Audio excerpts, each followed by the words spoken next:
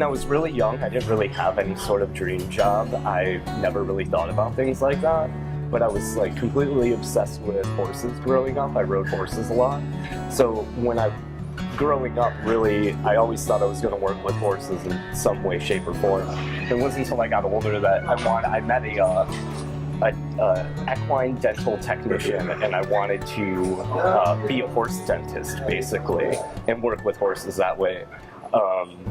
But that just never really manifested as I got older.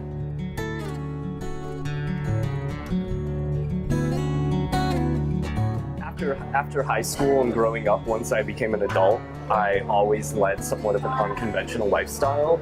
So, I mean, people in my life were, it was almost, they expected at some point that, you know, I was going to do something creative with my life.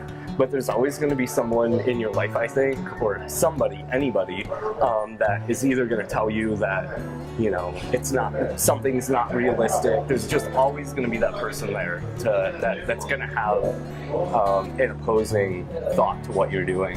And for me, my parents, you know, were somebody that they didn't necessarily, they always supported what I was doing, but it took some time. They always kind of thought, well, when are you going to kind of, you know, get into this role or do what you're supposed to be doing in life? And they lost that expectation eventually, but it really took a lot for me to say, you know, this is what I'm doing and I need you to support it. But no one ever really told me that I couldn't do what I wanted to do.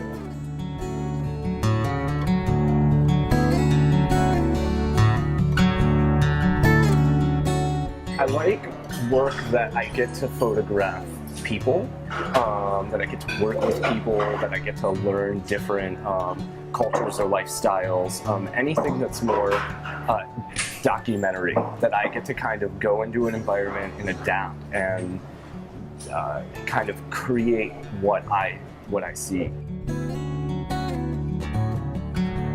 I